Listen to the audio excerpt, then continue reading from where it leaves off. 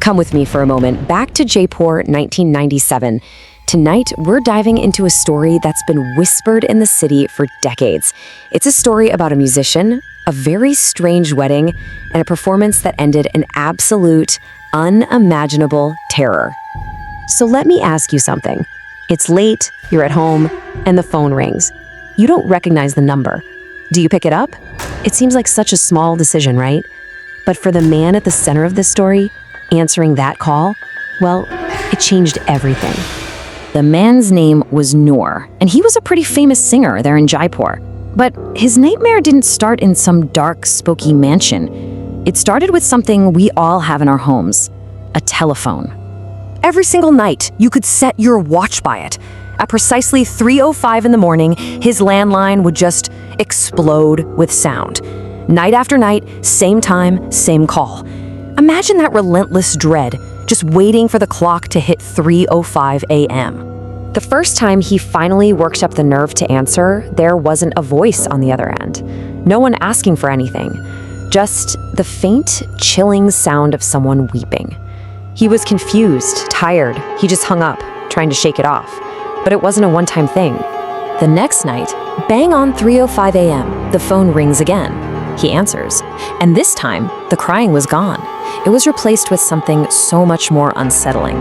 This cold, steady laughter that just went on and on.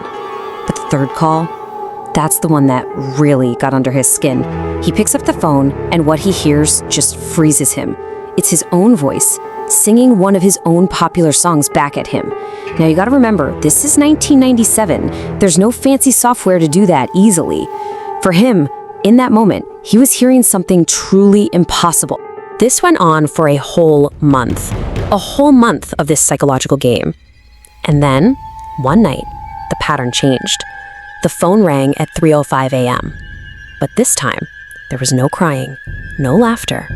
This time, someone spoke, and they had a proposition.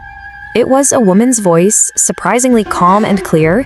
She said they knew of his work and wanted to hire him and his entire band for a family wedding. After weeks of pure weirdness, a normal request like this almost felt like a relief. Almost. Noor was still suspicious, so he decided to quote them an absolutely ridiculous price, 25,000 rupees, just to get them to go away. But the woman, without even a pause, offered him 10 times that amount. For that kind of money, Noor and his band figured they could put up with a little weirdness. They were about to find out how wrong they were. So, the night of the gig arrives. Noor and his band are getting ready when the guy the family sent shows up at his door. And immediately, the red flags just start piling up, turning their excitement into this slow, creeping sense of dread. Their guide was this thin, gaunt man. He had these huge dark circles under his eyes, and his face was just terrified. He led them out of the city, driving them deep into the desert in the dead of night. Eventually, the road just disappeared, and the man told them they had to leave the van and walk the rest of the way to this old, remote mansion, a Haveli. When they finally get there, the whole scene is just bizarre. The guests are all wearing these strange, old-fashioned clothes, and they're just staring. The air was thick, heavy, and completely silent. One of the bandmates actually whispered to Noor, "Is this a wedding or some kind of fancy dress competition?" Despite feeling totally creeped out, look, they were professionals, and there was a life-changing amount of money waiting for them. So they set up their gear in this huge, decaying hall, and they started to play. And that is when things went from just strange to completely unnatural.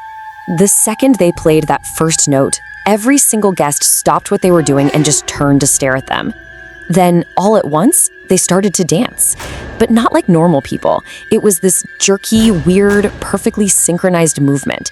Even the bride and groom were moving in the exact same creepy way. And then, the temperature in the room just dropped. It became bone-chillingly cold. At one point, one of the musicians got so nervous he fumbled a note, and the music faltered for just a second. Instantly, every single person on the dance floor froze, completely motionless, and they just stared. Cold, empty eyes, waiting. The music started up again, and the band realized the horrifying truth. They were not in control. They were trapped. They played for what felt like an eternity, too terrified to even think about stopping. But as the night dragged on, the illusion started to crumble, and the real nature of their audience was revealed in a series of horrifying moments that pushed the band right to the edge. The horror just kept escalating. First, the synchronized dancing. Then, one of the band members glanced down and saw it. The bride and groom's feet, they were twisted completely backward at a sickening angle. Out of nowhere, this thick, cold fog just rolled in and filled the entire hall. It was blinding. And when it cleared, just a few seconds later, the final, awful truth was there for them to see. Their faces were still human, but their feet, they had become the rotting hooves and claws of animals. And that was it. Forget the music, forget the money. They just ran. Their own screams were drowned out by the unholy shrieks coming from the wedding guests as they scrambled for the door, leaving all their expensive instruments behind. They just fled, blindly, into the pitch-black desert. They didn't stop, they didn't look back. They just ran until they somehow found their van and floored it, leaving that nightmare behind them. They escaped with their lives, yes, but the experience left a deep, deep scar that would never fully heal. It was only later, when they dared to ask around, that they learned the truth about that isolated Haveli in the desert. What they discovered was chilling.